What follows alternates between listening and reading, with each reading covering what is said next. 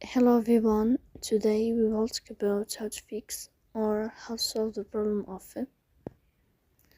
features on the application of Remitly app. You will click on settings, you will go to settings here. In this page you will go to apps, default apps, app settings. In this list you will go to above and you can search about Remitly app and you will enter.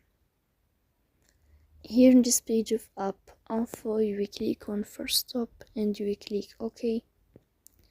Then you will enter to the window of storage.